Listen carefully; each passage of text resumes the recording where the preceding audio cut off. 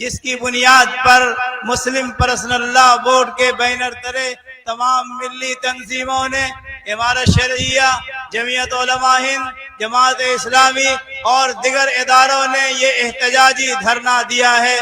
हम जमीयत उलमा की जानिब से भरपूर इस बात की ताकीद करते हैं कि हुकूमत इस बिल को जल्द से जल्द वापस ले।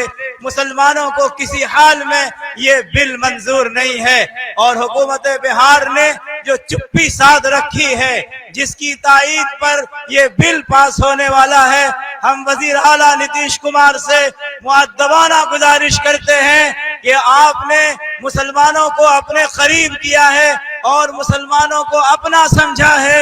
आज मुसलमानों को अपना समझते हुए इस बिल के समर्थन से आप पीछे हटें और इस बिल की ताईद करने से आप बात रहें। यकीनन जब आप इस बिल को मंजूर कराने में ताईद नहीं करेंगे तो मुसलमान आपके साथ रहेंगे, वरना मुसलमान भी अपने मौक़िफ़ को इख्तियार करने के लिए तैयार हैं और वो जरूर भी जरूर वक्त आने पर अपने मौक़िफ़ को तैयार करेंगे इंशाअल्लाह।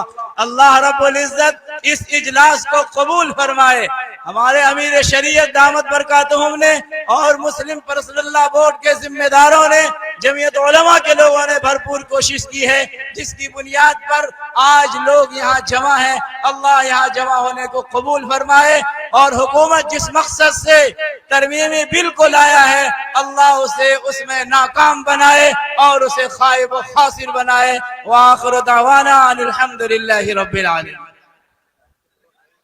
मैं एक बार फिर आप सबों को पुरजोश नारा लगाना है, हमारे साथ आप नारा लगाएं कि वक्त तरमीमी बिल वापस लो, वापस लो, वापस लो, तरमीमी बिल वापस लो, वापस लो, वापस लो, तरमीमी बिल वापस लो, वापस लो, वापस लो। पर सियासत बंद करो, बंद करो, बंद करो, पर सियासत बंद करो, बंद करो, बंद करो, पर सियासत बंद करो, बंद करो, बंद करो। वक्त पर हमला ना मंजूर, ना मंजूर, ना मंजूर, वक्त पर हमला ना मंजूर, ना मंजूर, ना मंजूर, वक्त पर हमला ना मंजूर, ना मंजूर, ना मंजूर। इनकलाब जिंदाबाद, जिंदाबाद, जिंदाबाद, इनकलाब जिंदाबाद, जिंदाबाद, जिंदाबाद, हिंदुस्तान जिंदाबाद, जिंदाबाद, जिंदाबाद, भारत का आईन जिंदाबाद, जिंदाबाद, जिंदाबाद। हमने इज़हार ख्याल के लिए जनाब अख्तरुल ईमान साहब जो सदर हैं IMM के बिहार के और हमारे मुअज़्ज़ज़ MLA भी हैं, मैं गुजारिश करूंगा कि 1 से 1.5 मिनट में हम लोग अपनी बात पूरी करें ताकि सारे लोगों के इज़हार ख्याल से हम मुस्तफीज हो सकें। लेफ्ट के बड़े लीडर KD यादव जी का इस्तकबाल है, हार्दिक स्वागत है KD यादव जी का। उनकी पूरी टीम यहाँ आ रही है, आप बैठिए, तशरीफ रखिए जी। वक्त तरमीमी बिल 2024 के इस काले अमल के खिलाफ आज के एहतजाजी जलसे में मौजूद मुस्लिम पर्सनल लॉ के जिम्मेदार अहबाब, जमीयत उलमा, जमात इस्लामी, जमीयत अहले हदीस, शिया मकतब फिक्र और मुल्क के सेकुलर पार्टियों के जिम्मेदारों की शमूलियत के इस एहतजाज में सभी जिम्मेदारान यहाँ पर मौजूद मेरे हिंदू मुस्लिम साथियों, वक्त का ये काला बिल हिंदुस्तानी सियासत में एक हंगामा पैदा नहीं किया है, बल्कि मुल्क के आईन पर एक हमला है। अब तक मोदी हुकूमत ने मुसलमानों को निशाना बनाने के लिए एक तरफ NRC CAA का मामला लेके आया, तलाक बिल के जरिए से हमारी शरीयत पर हमला किया है। अब ये वक्फ का काला बिल सिर्फ हमारे जायदाद पर कब्जा करने का नहीं, बल्कि हिंदुस्तान में खाना जंगी पैदा करने की एक नापाक कोशिश की है। ये हमारी और आपकी जिम्मेदारी है कि मुल्क की आजादी में जिस तरह हमारे आबा अजदाद ने गर्दनें कटाई है, अगर गर्दन कटाने की भी जरूरत पड़े तो हम मुल्क में खाना जंगी पैदा होने नहीं देंगे, लेकिन इस काले बिल को कभी मंजूर होने नहीं देंगे। हमें अहद लेना पड़ेगा, हमें कस्में खानी पड़ेगी। मैं क्या कहूँ, हमें तो कहा गया था वातसिमू बिहब्लिल्लाहि जमीअन वला तफर्रकू, कि तुम अल्लाह की रस्सी को मजबूती से पकड़ लो और तुम तफरके में मत पड़ो।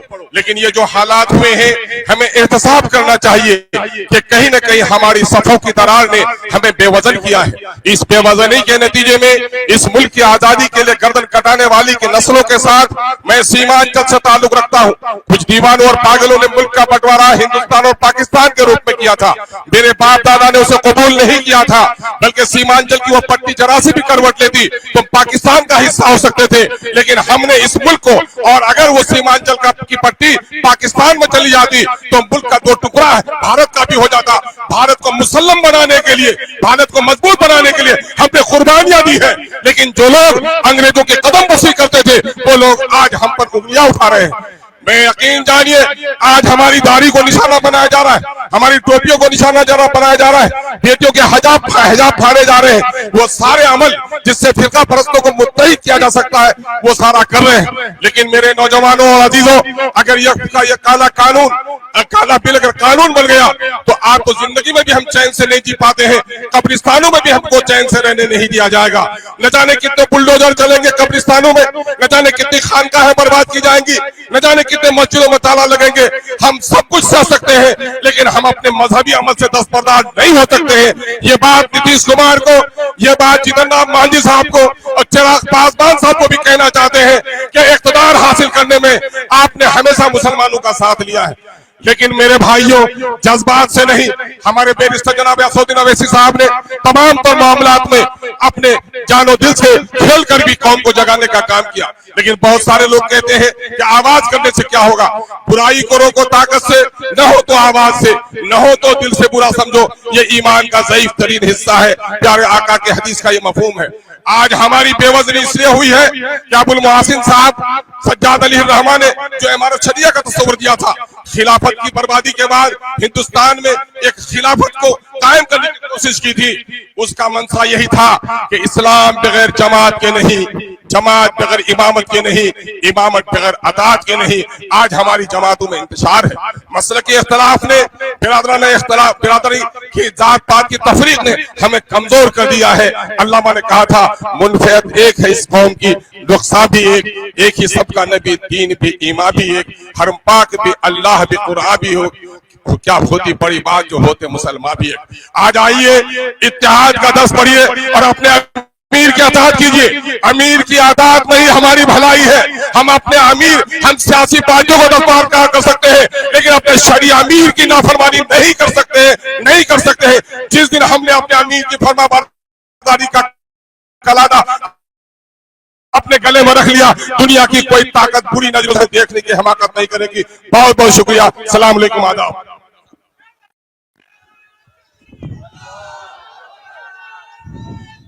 अल्लाह। वक्फ तरमीमी बिल वापस लो, वापस लो, वापस लो, तरमीमी बिल वापस लो, वापस लो, वापस लो। वक्फ पर सियासत नहीं चलेगी, नहीं चलेगी, नहीं चलेगी, सियासत नहीं चलेगी, नहीं चलेगी, नहीं चलेगी। अब हम बिहार की एक मशहूर व मारूफ खानकाह मुजीबिया, उसके नुमाइंदा जनाब मौलाना सज्जाद हुसैन मुजीबी कादरी, उस्ताद दारुल उलूम खानकाह मुजीबिया फुलवारी शरीफ से गुजारिश है कि खानकाह मुजीबिया की आप नुमाइंदगी फरमाएं। मैं फिर एक बार गुजारिश करूं अपने तमाम मेहमानों से कि 1 से 1.5 मिनट के दरमियान अपनी ताईद पेश करने की कोशिश करें। ये मौका न तकरीर का है, न लंबी गुफ्तगू का है। बराए करम, बड़ी मेहरबानी।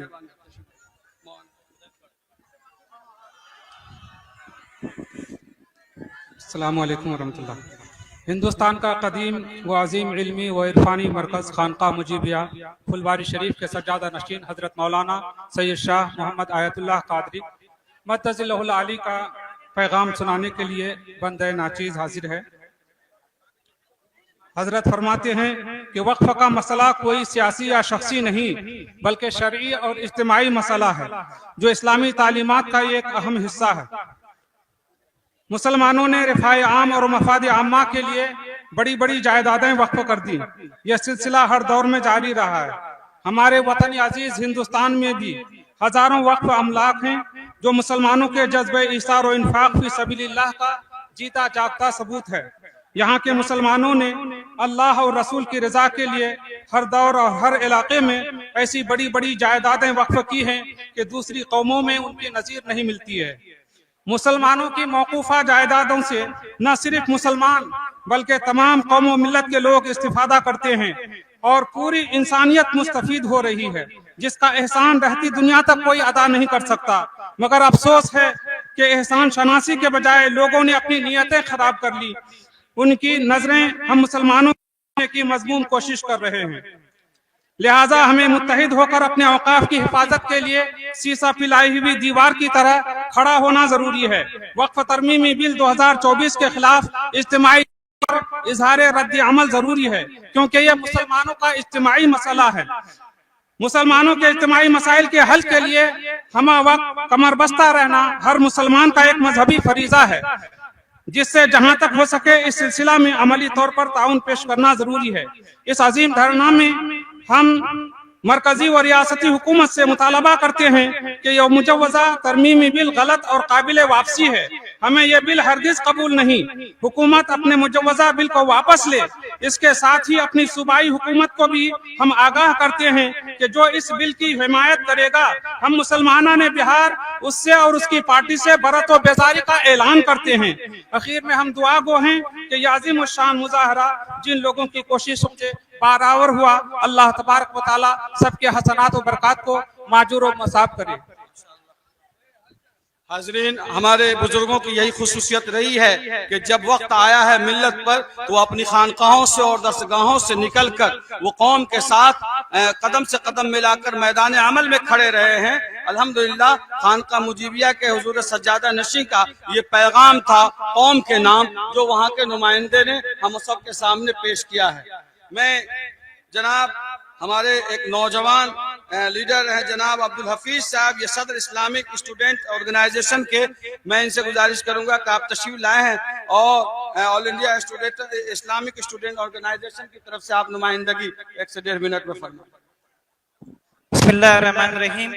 आज हम लोग वक्फ तरमीमी बिल के खिलाफ प्रोटेस्ट के लिए जमा हुए हैं।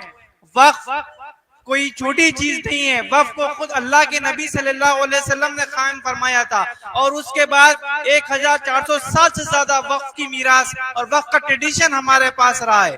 खुद हमारे मुल्क में 1000 साल से ज्यादा वक्फ का ट्रेडिशन रहा है और हम देखते हैं कि ये हुकूमत, ये सरकारी हुकूमत जो मुसलमानों के खिलाफ मुख्तलिफ बिल ला रही है, इस बार इसने वक्फ के खिलाफ भी अटैक किया है।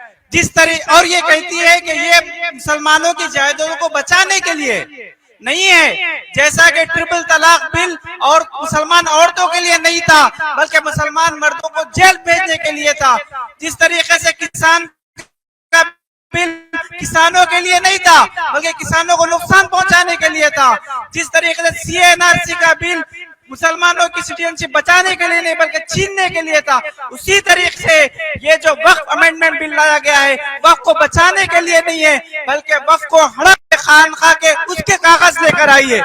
तो जिस तरीके से हमने CNRC के खिलाफ मुल्कगीर एहतजाज किया था और एक इंच पीछे नहीं हटने वाले लोगों को कई साल पीछे ढकेल दिया था, अब हमारी ये जिम्मेदारी है कि फिर से एक बार हम लोग मुत्तहिद होकर आवाज बुलंद करें। हर मजहबी ग्रोह को ये आजादी होनी चाहिए कि वो अपने मजहबी उमूर चलाए। बुद्धिस्ट लोगों को भी आजादी होनी चाहिए। इस तरीके से गया में वो लोग प्रोटेस्ट कर रहे हैं कि हमारे मजहबी उमूर में से बुद्धिस्ट होना चाहिए, उसी तरीके से मुसलमानों की इस बात की इजाजत होना है और इस मुल्क में इस बात की इजाजत थी, लेकिन ये हुकूमत चाहती कि वो इजाजत को और उस गारंटी को छीन लिया जाए और मुसलमानों के जो हुकूक हासिल है उस पे दस्तरसी करने की कोशिश कर रहे हैं। हम इस मुल्क में ईमान के साथ जिंदा रहना चाहते हैं, अपनी तहजीबी शनाख्त के साथ जिंदा रहना चाहते हैं, अपनी आइडेंटिटी के साथ जिंदा रहना चाहते हैं। इसके लिए हम इस वक्त तरमीम बिल के खिलाफ प्रोटेस्ट करने यहाँ पर जमा हुए हैं। मैं SIO की जानिब से, स्टूडेंट इस्लामिक ऑर्गेनाइजेशन की जानिब से इस एहतजाज में भरपूर हम शरीक हुए हैं और हम ये गुजारिश करते हैं कि जिस तरीके से CNRC में नौजवान और खवातीन ने मिलकर एक अहम रोल अदा किया था। इंशाअल्लाह इस मौके पर भी नौजवान और खवातीन का बहुत अहम रोल रहेगा, बहुत कलेदी रोल रहेगा। इसी को कहते हुए इंशाअल्लाह अपनी बात को रुखसत करता हूँ और उम्मीद करता हूँ कि हमारी जद्दोजहद से हम लोग वक्फ तरमीमी बिल को वापस लेने के लिए एक मुल्कीर काम करेंगे इंशाअल्लाह। बहुत बहुत शुक्रिया। मैं अर्ज करना मैं आप लोग शांति बनाए रखें, बराए करम मीडिया के साथी वो आपस में ना उलझे। आपका कैमरा हमारे पास है, सब लगा हुआ है, आप शांति बनाए रखें जरा वातावरण को। ये दाएं जानिब जो हमारे अहबाब खड़े हैं वो जरा बैठ जाएं, आगे को जगह ले लें। आप देख सकते हैं कि ये रमजान के महीने में रोजेदार जो मुख्तलिफ अजला से यहाँ तशरीफ लाए हुए हैं, हाजिर हैं, और ये ठाठे मारता हुआ जो समंदर आपके सामने है, ये सिर्फ इसलिए है कि हुकूमत वक्त को और बिहार सरकार को भी और भारत सरकार को भी ये पैगाम दिया जाए कि वक्त तरमीमी बिल ये हमारे उसूल पर, आईन पर और शरीयत पर हमला है। हम किसी सूरत उसको बर्दाश्त करने के लिए तैयार नहीं है। अब हम गुजारिश करेंगे जनाब मौलाना अनिसुर रहमान कासमी साहब जो कौमी सदर है ऑल इंडिया मिल्ली काउंसिल के आप तशरीफ लाएं। मैं एक बार फिर अपने आने वाले मेहमानों से गुजारिश करूंगा कि अगर हम 1 से 1.5 मिनट में अपनी बात पूरी कर लें और अपने तंजीम और ऑर्गेनाइजेशन की तरफ से वक्फ बिल तरमीमी के खिलाफ में तायीद पेश कर दें तो बड़ी मेहरबानी होगी और ज्यादा से ज्यादा लोगों के राय से हमें फायदा हासिल करने का मौका मिलेगा।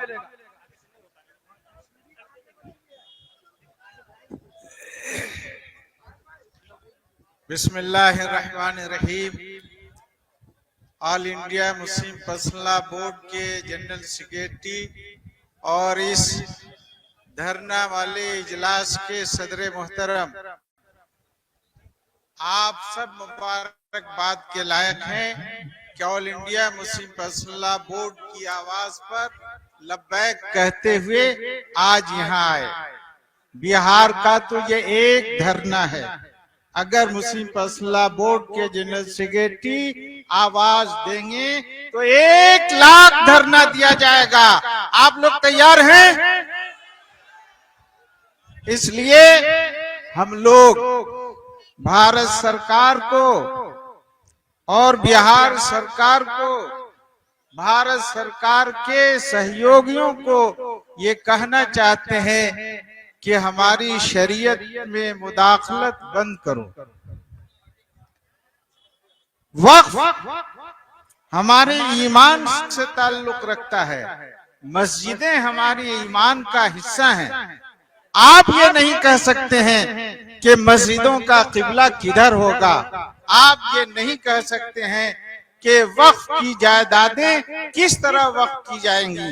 आप ये नहीं कह सकते हैं कि वक्फ की हिफाजत हम सिर्फ करेंगे, बल्कि आप तो उन लोगों के साथ मिली भगत करके जो जमीन माफिया हैं, जो औकाफ की जमीनों पर 50 साल से कब्जा किए हुए हैं, आप कानूनी तौर पर वक्फ की जायदादों को उनको देना चाहते हैं। इसलिए 2024 के इस वक्फ बिल को हम पूरे तौर पर मुस्तरद करते हैं, हम वापस लेना चाहते हैं। सरकार से कहते हैं, बिहार सरकार से भी, भारत सरकार से भी कि इस बिल को वापस ले। आप लोग तैयार हैं?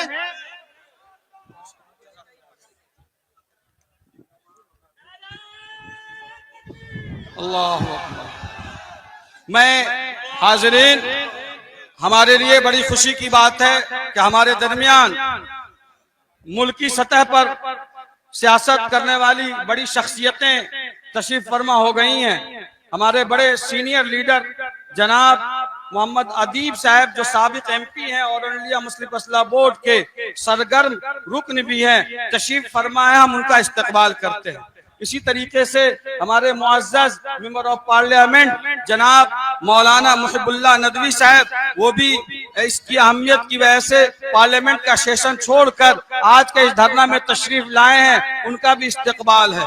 इसी तरीके से मुस्लिम लीग के MP जनाब E.T. बशीर साहब, जिनका ताल्लुक केरला से है और बड़े सरगर्म मिली मसाइल के लिए बहुत ही सरगर्म रहते हैं, आप भी वहां से तशरीफ लाए हैं, इनका भी इस्तकबाल है। इसके अलावा और भी दूसरी से मैंने जैसा कि अर्ज किया था कि मुख्तलिफ सियासी जमातें जिनका यकीन और बिलीव भारत के संविधान पर है और सेकुलरिज्म पर है, जो ये समझते हैं कि ये मुल्क न इससे न उससे बल्कि संविधान से चलेगा, वो लीडरान यहाँ बहुत सारे आ भी चुके हैं और अभी चंद मिनटों में वो आना चाहते हैं। हम सबों का इस्तकबाल करते हैं। आप देख सकते हैं कि जितनी सियासी जमातें हैं जो हुक्मरान पार्टी के खिलाफ हैं, वो सब वक्फ बिल तरमीमी बिल के साथ हिमायत के में नहीं बल्कि उसके खिलाफ में है, और सबों का कहना है कि वक्फ तरमीमी बिल को वापस लिया जाए, चाहे भाकपा माले हो, चाहे वो दूसरी सियासी इसमें हमारे साथ शामिल हैं, चाहे वो सिखों की, चाहे वो जिस समाज से ताल्लुक रखते हो, सबका साथ लिया मुस्लिम इस्लाह बोर्ड और मिली तंजीमों की इस तहरीक और धरने के साथ है। इसलिए आइए हम सब मिलकर बोले, हिंद की आई अगड़ा पिछड़ा एकता जिंदा जिंदाबाद, हिंदू मुस्लिम सिख ईसाई अगड़ा पिछड़ा एकता जिंदाबाद, जिंदाबाद, हिंदू मुस्लिम सिख ईसाई अगड़ा पिछड़ा एकता जिंदाबाद, जिंदाबाद, जिंदाबाद, जिंदाबाद, जिंदाबाद, तरमीमी बिल वापस लो, वापस लो, वापस लो, बिल वापस लो, वापस लो, वापस लो। वक्त पर सियासत नहीं चलेगी, नहीं चलेगी, नहीं चलेगी, वक्त पर सियासत नहीं चलेगी, नहीं चलेगी, नहीं चलेगी। अब मैं बड़े अदब के साथ गुजारिश करूंगा जनाब मोहम्मद अजीब साहब से, जो साबिक MP हैं और रुकन है ऑल इंडिया मुस्लिम इस्लाह बोर्ड के, कि आप तशरीफ लाएं। और हम तो चाहते हैं कि तमाम मेहमानों की राय से इस्तेफादा करें, लेकिन इस समय हमारे मेहमानों का ताउन हम पर बड़ा अहम होगा।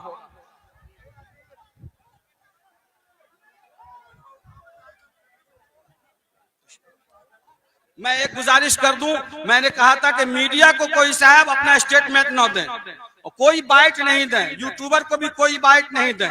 बाइट जो है वो स्टेज से जो यहाँ की क़यादत है वो देखें। अस्सलाम वालेकुम।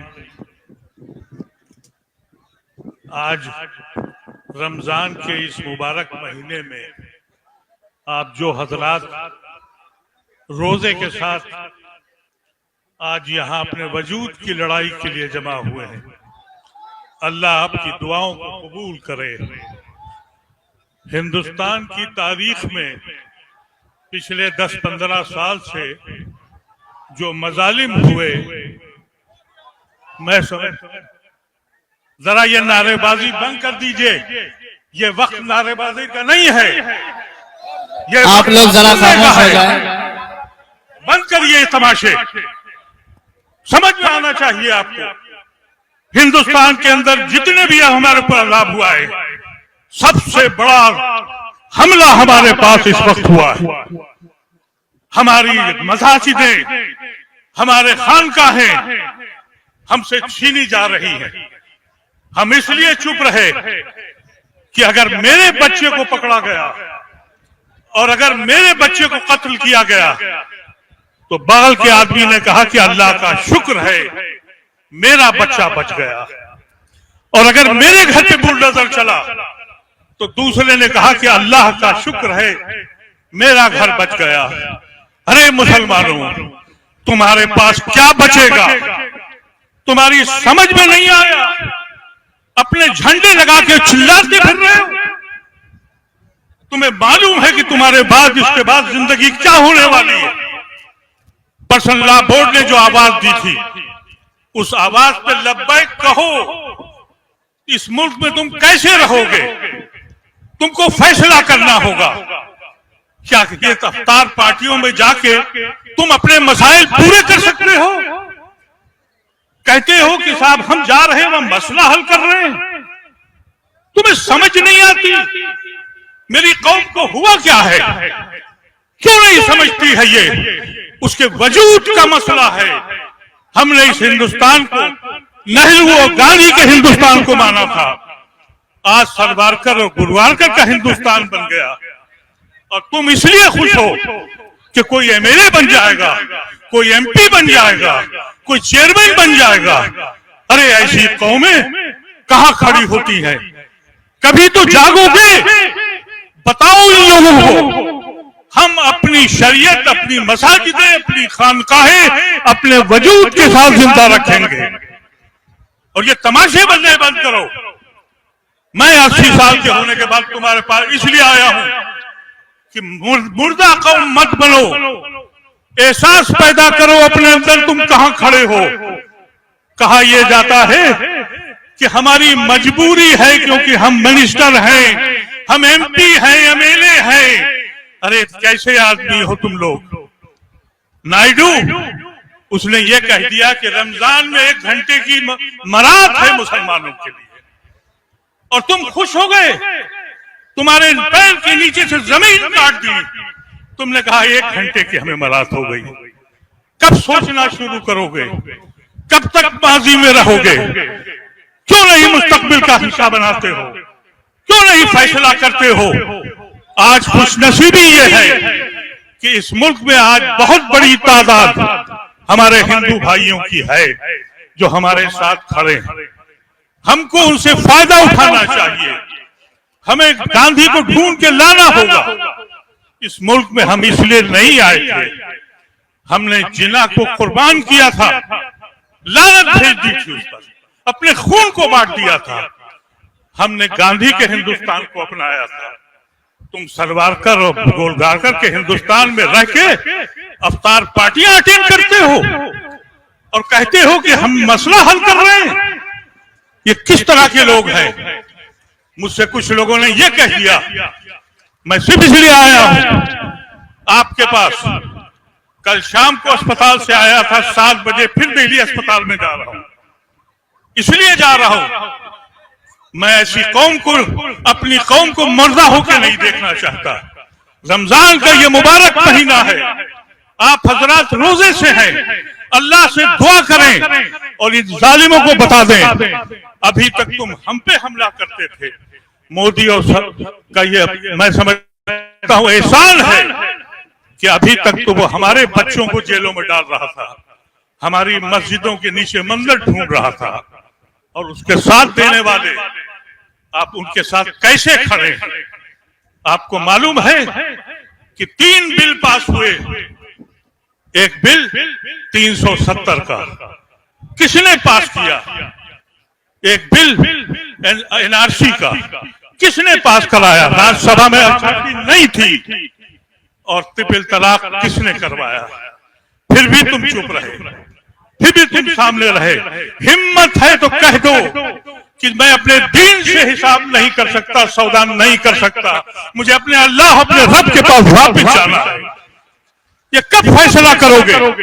कब तक छूंजने लेके घूमते रहोगे एमएलसी, एमपी और एमएलए? ये समझ में तुम्हारी क्यों बात नहीं आती? हमसे एक साहब ने कहा, मैं पिछली बार आया था सिर्फ कि लालू ने क्या दिया। अरे हम भीख मांगने वाले नहीं हैं, हमने लालू से भी कुछ नहीं मांगा, हम किसी से कुछ नहीं मांगते।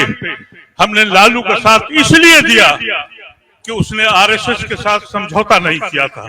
उसने उस हिंदुस्तान को माना था जिस हिंदुस्तान पे हमने अपने खून को बांटा था। हम किसी पार्टी के हिमायती नहीं है, हम किसी पार्टी के नहीं है, लेकिन हम गांधी के हिंदुस्तान में हमारी कौम ने बटा था। गांधी के हिंदुस्तान को कह के हमने जिना को और उनकी कौम को हराया था। तुम्हारी समझ में क्यों नहीं आता मेरे अजीजों? तुम्हारे दिल में आग क्यों नहीं उठती है? तुम्हारे दिल में ये बात क्यों नहीं उठती है कि ये आखिरी लड़ाई है तुम्हारी? तुम इस लड़ाई को समझने से कासिर हो, अपने नारे लगा रहे हो, झंडे लगा रहे हो। अरे इस वक्त निकलो और कह दो कि अगर ये बिल पास हुआ तो हमारा कोई ताल्लुक भी तुम लोगों से नहीं है, और जो लोग इनके साथ हैं उनसे हमारा कोई ताल्लुक नहीं है। और तुम्हारी खुशनसीबी है कि अभी एक बड़ी तादाद गैर मुस्लिमों की तुम्हारे साथ खड़ी है। और अगर तुम यही करते रहे, न जाने कितने हमको छोड़कर किस्मत के हवाले चले गए, ये भी चले जाएंगे तो फिर क्या करोगे? सोचने का वक्त है। बस इस बात कहकर कि इन्हीं लोगों ने अज़ल से फरेब दिए हैं, कभी नकाबे डालकर, कभी लबादा ओढ़ के। वाखिर दावाना अल्हम्दुलिल्लाह।